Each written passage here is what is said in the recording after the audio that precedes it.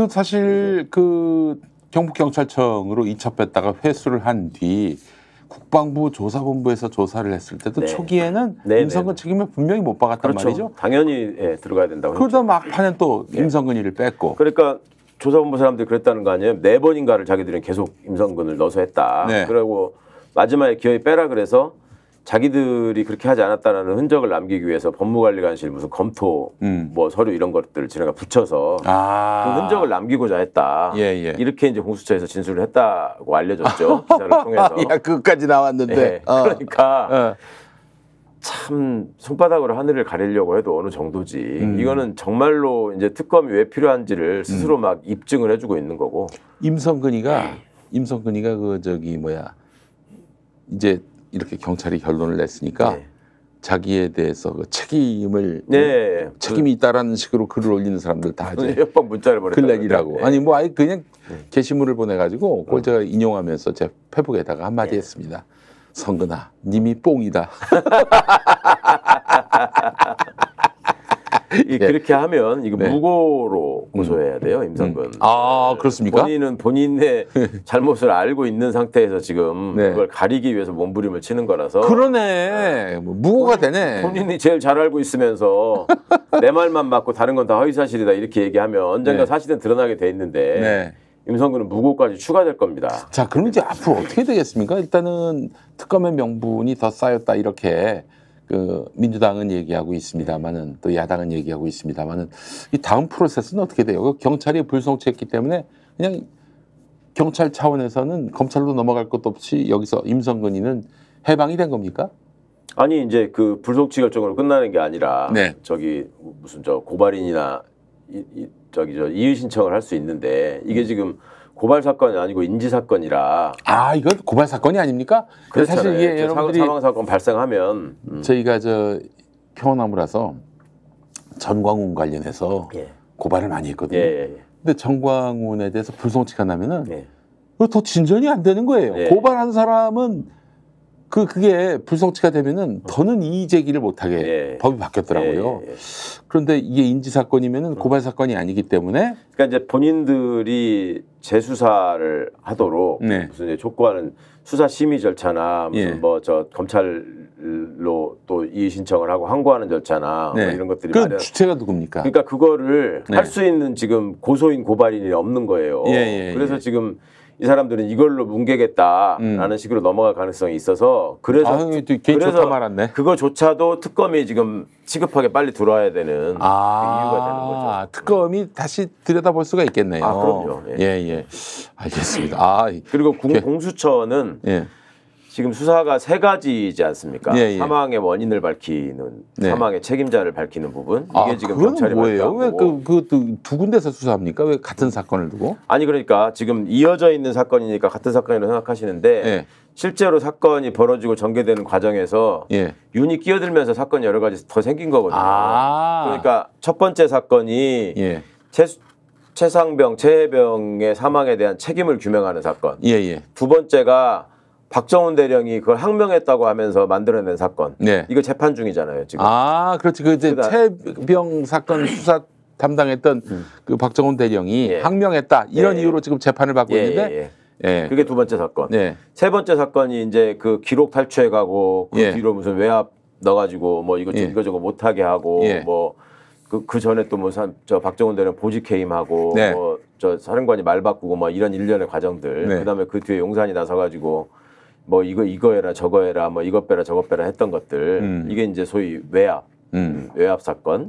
그러니까 사망 사건, 항명 사건, 외압 사건 3개가 있는 거죠. 그러면 지금 그 외압 사건 부분을 공수처가 하고 있는 거고, 항명 사건은 박정훈 대령이 지금 재판을 받고 있고 군사법원에서. 그리고 이제 앞서 사망 원인은 이번에 경찰청에서 결론을 내렸는데. 그거는 임성근은 무혐의다. 이렇게 난 것이고. 그러니까 그런 사건들이 국민들 인식 속에도 일련의 흐름 속에서 하나로 다 이어지는 사건인데 3개로 쪼개져 있기 때문에 그거를 정리하는 특검이 또 필요하다는 말씀이고요. 당장의 공수처는 지금 상당히 또 그 무슨 뭡니까 그 멋쟁 해병 그 단톡방 그거 관련돼서 지금 조사를 했다는 거잖아요. 멋쟁 해병 그 멋쟁 해병. 골프 모임인가요? 예. 골프 얘기 나온 거. 그러니까 그 이 외압의 실체에 대해서는 공수처가 지금 어느 정도 규명을 했다고 생각하고 왜 이렇게 했을까와 관련해서 지금 들여다보기 시작한 것 같아요. 그러면 공수처가 볼 때는 외압의 실체는 그러니까 공수처가 정신이 제대로 박힌 조직이라면 이건 너무나 멀쩡한 거예요. 경찰이 저렇게 말 같지 않은 소리를 해가지고 사건을 덮으려고 하는 것 자체가 현재까지 외압이 진행 중이다라는 거를 입증하고 있는 사례이기도 하고 아까도 말씀드렸지만 그렇게 아무 문제가 없는 소행에 대해서 왜 저렇게 총동원 돼가지고 국가 조직이 저렇게 나섰을까 이런 것들을 밝혀내기 위한 어떤 뭐랄까 그 정황 증거 이런 게 오히려 더 쌓인 거라고 봐야죠. 네, 알겠습니다.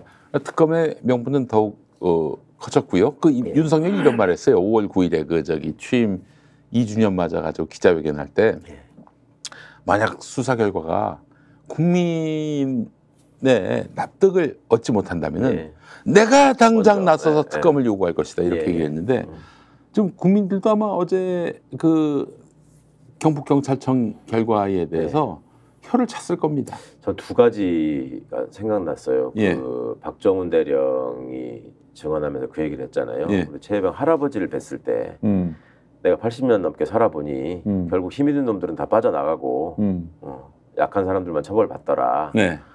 그 말씀이 지금 실현되는 과정으로 만들려고 하잖아요. 윤 정부가. 아니, 윤석열이 그 말도 했어요.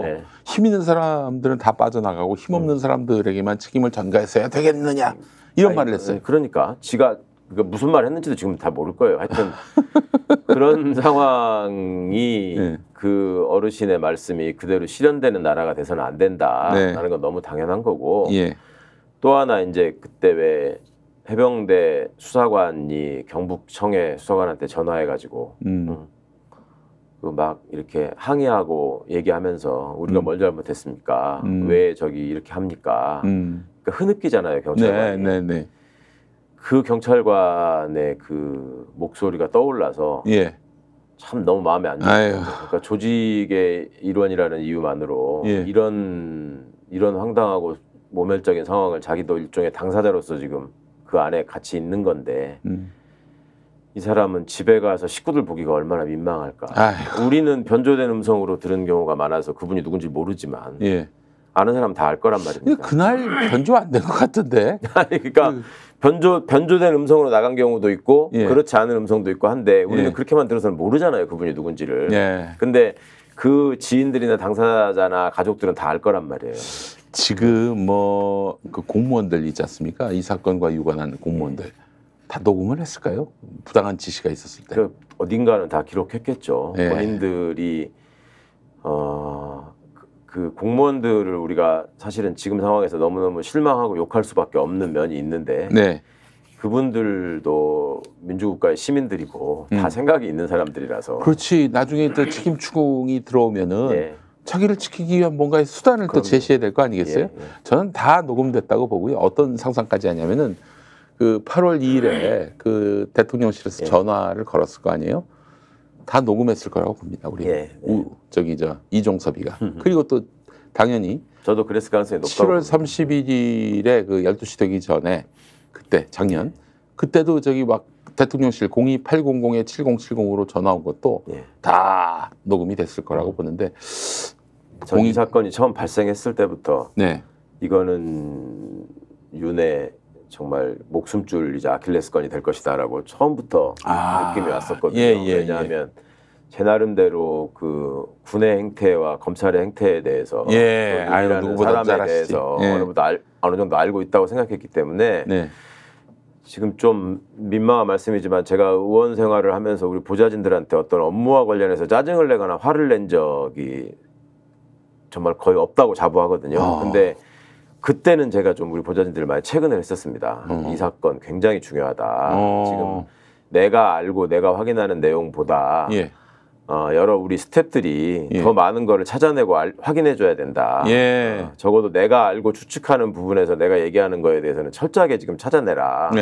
그런 부탁을 했던 적이 있는데 그 뒤로 제가 윤이 보이는 행동들을 보면서 아, 이 사람도 그게 자기 목 앞으로 지금 그 칼끝이 다가오고 있다. 네. 이걸 느끼는 행동들을 지금 계속하고 있다. 스픽스는 말하는 언론입니다. 대세는 유튜브, 그중에서 스픽스. 좋아요, 댓글, 구독, 알림 설정. 여러분이 저희를 사랑해 주시고 우리가 여러분을 사랑하는 4가지 방법입니다.